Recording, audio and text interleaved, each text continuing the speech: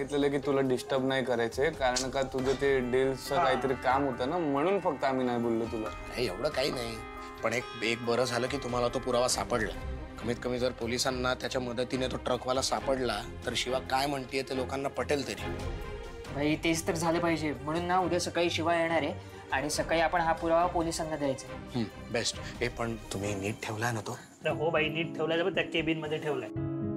हे आणि ऐक ना, मी काय म्हणतो, पुरावा खूप महत्वाचा आहे, तर त्याच्यावर लक्ष ठेवायला कोणीतरी गॅरेज मध्ये थांबायला पाहिजे ना. अरे त्याची काय गरज आहे चंदन, आपल्या गॅरेज मध्ये कशाला कोणी येणार आहे? हा ना भाई, आणि आपल्याकडे टाळे आहे भाई, लावून जाऊ. अरे डिप्पर प्रश्न तो नाहीये, पण हे बघ, तुम्ही म्हणताय त्याप्रमाणे जर हा सगळा शिवाला मारण्याचा कट होता ना, तर तो आरोपी सुद्धा हा पुरावा शोधू शकतो. ते सुद्धा या पुराव्याच्या मागे असतील. त्यामुळे जर सुगावा लागला ना उगाच त्यांना तर मॅटर होईल भाई. त्यामुळे काम करतो, तुम्ही घरी जा, मी थांबतो गॅरेज मध्ये. नाही म्हणजे काही होईलच अशातला भाग नाही, पण रिस्क कशाला? अरे मग आम्ही पण थांबतो ना. भाई थांबूया, चल. अरे तुम्ही ऑलरेडी एवढे फिरलात शिवा बरोबर, कशाला उगाच दगदग करताय? बरं ठीक आहे, बघ, आणि तसं काय होणार नाही, पण काय झालं तर तू कॉल करशील बाई. डोंट वरी, लगेच फोन करेन. हा भाई, काळजी घे बरं का. तू आतून दार लावून घे, आम्ही जातो. नाही नाही नाही, बॅटरी तुम्ही लोक ना बाहेरून गॅरेज लॉक करून जा. आता तू झोपली पाहिजे, आराम कर ना जरा, थकली असशील ना. नाही ग बाई थकल, उलट झोपायला गेले का झोपच येत नाही. असं वाटतं सगळ्यांचं चांगलं व्हावं, डोक्यात पुन्हा तेच विचार. आता तू कशी बाहेर आली त्या दुःखातनं, तशी आपली संपदा पण येऊ दे, म्हणजे मग मिळवली. अगं बाई पण आराम केला पाहिजे ना, नाही तर तू आजारी पडशील. मी देते. तू जा झोप, आराम कर जा. हे घ्या. या. आशू, हा भाऊ, लॉन्चची तयारी कशी चालली आहे? खूप मस्त चालली. हो ना? सगळी कामं छान चालू आहेत. फक्त त्या लॉन्च 2 दिवसावर आलाय तर गडबड आहे, आणि सीईओना जरा टेन्शन आलंय. कोणते काय त्यांना नेहमीच येतं. काय मी सांभाळून घेतोय. एकदा हे लॉन्च व्यवस्थित पार पडलं म्हणजे झालं है ना. सीता, तुला माहिती आहे का, त्या लॉन्चमुळे आशूचं नाव मार्केटमध्ये होणार आहे, आणि सध्या घरात जे काही चाललंय त्यातून आपल्यालाही रिलीफ मिळेल.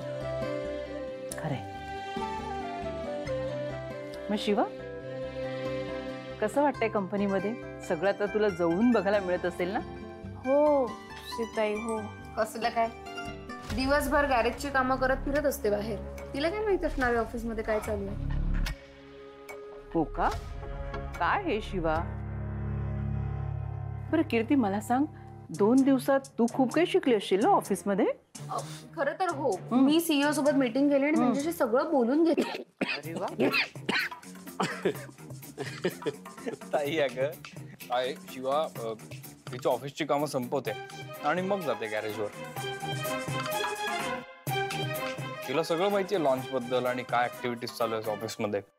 भाऊ, मी काय विचार करत होतो, आता लॉन्च जवळ आलाय तर लॉन्चच्या दिवशी शिवाला घेऊन जातो. कशाला आशू? अरे तू जा, मी नाही येणार. नाही नाही, आशू बरोबर बोलतोय. तू जा. आणि कसं आहे, लॉन्चच्या फंक्शनच्या दिवशी मला तुम्ही असे दोघेही समोर दिसायला हवे. मला सुद्धा पूर्णपणे पटतंय तुमचं. शेवटी तुम्हा दोघांची मेहनत येते.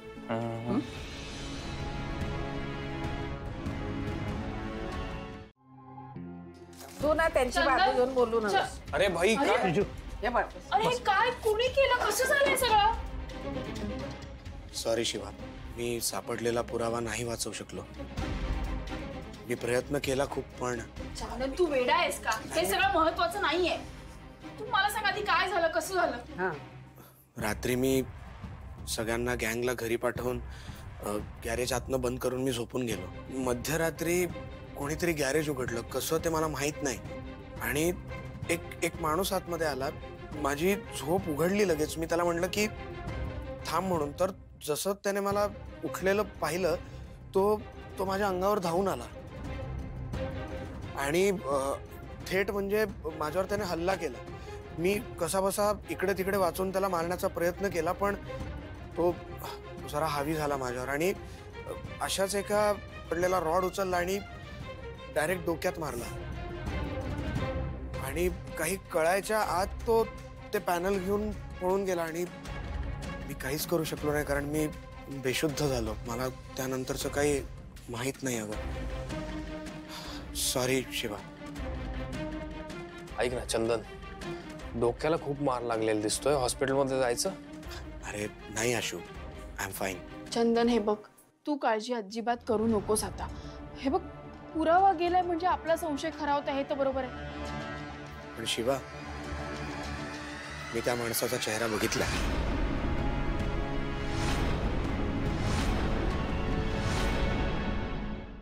चंदन, खूप खूप लागले का? एक दुचके झालंय. तू का आलीस का इथं? आजी, त्याला त्याला आजी, खूप अगं. लागलंय. मला एकदम काय बघू बघू त्याला. नकोस त्याला बघायला ही समधी माणसं आहे, ती अर्चना पण आहे. तू कशाला त्रास द्यायला आलीस परत त्याला? आजी, केवढं लागलंय त्याला, मला लागू बघू दे. शकता. त्याला बघायला आम्ही आहे. मोठ्या तोंडानं सांगून गेलतीस ना की आमची गरज नाही तुला म्हणून, मग का आलीस?